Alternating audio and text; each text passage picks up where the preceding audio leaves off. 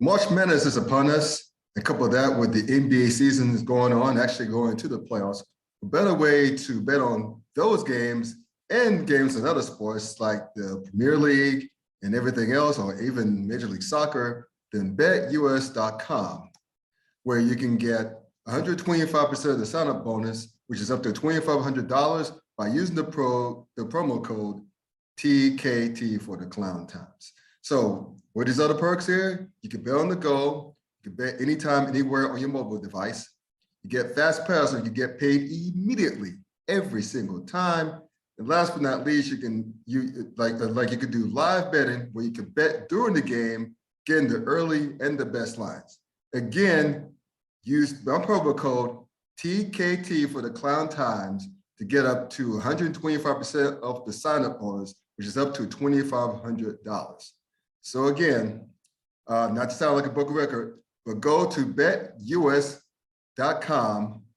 where the game begins. Get to the HBCU segment of this podcast. Let's talk a little NBA, shall we? Yeah. And the move that shocked absolutely no one. Well, unfortunately, someone had to take the fall for it. The Los Angeles Lakers formally sacked Frank Vogel, relieved of his duties earlier today. It's funny because after they won their last game against I forget who it was. Denver Nuggets. The Denver Nuggets, yeah. Yeah. Both teams played the bench warmers, the B teams, if you will. But when Frank Vogel uttered that line, he said, when someone asked him about his job status, he said, I hadn't heard shit. That was his quote. That's why I knew that. Well, he probably knows his boys like saying, bump this. I'm just gonna talk on the way out. And he took the fall. Now, I know not everyone, but most people, when a team underachieves who had high expectations. I mean, remember the Lakers were the odds-on favorite to win, not only go to, but win the finals. In the finals, right? Yeah. And then this get one disaster after another. I mean, it wasn't Frank Vogel's fault. No. That Anthony Davis turned back into porcelain. Anthony Davis. Like, remember when Charles Barkley called him street clothes? Because he's always hurt. He's always in street clothes. The man the last 2 years played not even 80 like half of not even 80 games of 162 games, 164, because 82 game seasons. So he's played, I don't think he's played half. I don't think so either. Last 2 seasons. I mean, he doesn't stay healthy, and that's big and crucial to the Lakers' success. And also LeBron, it wasn't Vogel's fault that LeBron, had Father Time Travel on his shoulder a few times this year, and B, made a terrible general manager, when he brought in the third reason, Russell Westbrook. And it wasn't Vogel's fault that Russell Westbrook is a shell of himself, lost his confidence, has the Skip Bayless calls the worst hands of the point guard in NBA history because he turns over the ball too much and blows bunny layups. He can't dunk the ball anymore. He throws. He's a turnover machine. He led the league in turnovers again. Yeah. And he was very defiant. And you remember all those defiant press conferences that that he's been having. I don't know if you saw the one with the brother, right? When he got it wasn't. It was a spirited conversation he had with a reporter who happened to be a brother. He ended well. The brother kept his composure, which is great for him. And to Russell Westbrook's credit, to his credit, he kept his cool and ended up dapping it up and patting him on the back, and he was left. That wasn't Frank Vogel's fault. It's also not Frank Vogel's fault that owner Jeannie Buss depends on and listens to Kurt Rambis and his wife. Yeah. And for those of you who don't know, the Rambis family are best friends of Jeannie Buss. And Kurt Rambis, for those of you not old enough like we are, he played with the Lakers throughout the Showtime Lakers. Damn good player. Yes, most definitely. He's a damn good player, but he sucked as a coach.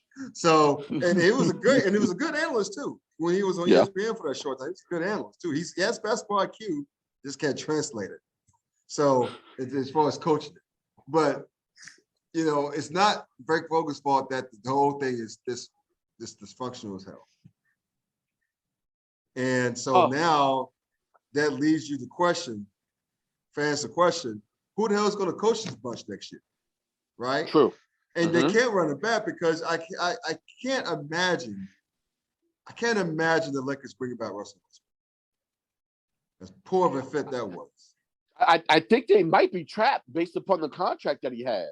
I'm not officially sure, but I know they can't trade him away because I don't think $47 million. Right. Yeah, no one's going to want that albatross of a contract. Right. So they're stuck. The roster that they currently have right now, they're damn near stuck with it. You got to remember, of course, Russ came from here, when he had his 1 year stint here. And as disappointed as I was to see him leave, I wasn't holding him back because of the fact that I felt as though what we saw of him last year was probably the best that we were ever going to get from him from this point going on. And this year kind of proved just that. We were not going to get the OKC Russ Westbrook ever again. Because of course Father Time is jumping on his back. But the thing is this though, right? As many times as he turned the ball over, as poorly as he shoots, he's still damn near a triple-double machine. So he'll still fill up the stat line. The problem is, and the problem that unfortunately with both Rob Pelinka and with Jeannie Buss and with the Rambuses is that they just can't seem to tell LeBron James no. You get rid of that part. You get rid of your defenders. You get rid of your wing players. You get rid of Trez. You get rid of Kuzma. Thanks, Lakers. As a Wizards fan, I thank you for that. KCP again. Thank you kindly. So you got rid of a lot. We talked about this with the 76ers last week. You get rid of a lot of youth to bring in these star players, hoping that you're going to go ahead and clip up. And on paper, they seem to have done just that. The question is whether or not, were these old guys, and that was something that analysts that knew better questioned, was whether or not this team that I lovingly called LAARP in the beginning of the season because of how old they are. Old ass team. Were they going to be able to run the floor with these youngins in Utah and in Denver and in Memphis and Phoenix and Dallas? Will they be able to run the floor with them? And not just that, with this team, whose only defensive stoppers were AD and potentially what's your boy's name? Dwight Howard coming off the bench. Yeah. Who was going to be your defensive stopper? Right. On this squad. And then the one thing that I was completely unaware of, but had some recollection of, is that yes, like you said earlier, Scott, AD's a little fragile. In his 9 years or 10 years in the league, this Bama's only been capable of playing over 70 games 3 times. To your point, he played 76 total games in the past 2 seasons. 76. That's less than an entire season. See, I was off by a little bit. You were, but my God, hey, it's still under a season. Right. So yeah, you went ahead and that was a boom or bust move in getting a strong player in AD, because when he's capable of being on the floor at least 60 to 65 times out of the year, and hopefully throughout the playoffs, you got you a monster. Yeah. But when you get with the AD that you've gotten for the past 2 seasons, this is the result. And it is what it is. We already see what he's capable of doing when he's not on the floor, just like anybody else. Hell, just like me. Matter of fact, I think he scored as many points as I have in the past month and a half since he's been out. I mean, it just is what it is, right? Man. Right. But yeah, you get these guys that come in and they They don't play D. You don't have wing players. You don't have shooters, and this is what you get. And unfortunately, because of the albatross of a contract that Westbrook has, because of the deal that you have with LeBron, a lot of these guys that you have on your team right now are the guys that are going to be there next year. So I'm hopefully they start relying a little bit more on that youth that they have. They have a couple of young players on that squad. God, who was it? Somebody hit 42 last night against Denver, and then I forget the other young guy that hit 40. Oh yeah, Golden I know who State. you're talking about. Oh God, I'll look him up. I know exactly who you're talking about. It's probably going to come to me after I find his name. Yeah, so they got some young guys there. The question is this the players that they currently have right now? Because I don't know if they have any dough to get anybody else to come in here, and they really can't get Malik Monk. Malik Monk, yeah, I scored 41 last night. Yeah, 41 last. So you had Monk last night with 41, and then what's the Bama that had 40 2 nights ago? God, it's on the tip of my tongue. How about the kid Austin Reeves? He had 36. He had 31 points and 16 rebounds and 10 assists. Exactly right. Undrafted free agent. Yeah. So they had some guys that could put up points on that squad. Yeah. Well, they got young guys that can put up points in that squad when given an opportunity. The question is, though, I haven't seen enough of them to know whether or not they're going to be effective shooters for this team, and whether or not they're going to be capable of playing defense to stop these young, talented players that they're going to have to face in the Western Conference. So again, with the contracts that they're stuck with the players, the only person that they could cut, the only scapegoat that they could get rid of, because Pelinka's not stepping down. As of right now, Rambis not going anywhere. Yeah, no one's telling the Rambises to leave. Right, Genie ain't going nowhere. Oh yeah. Sorry, it's Frank Vogel. It is what it is. So it's unfortunate because it ain't his fault, but it's your fault, bro. Yeah. To your point, is what it is. It's kind of messed up that it was actually very messed up that he has to take the fall.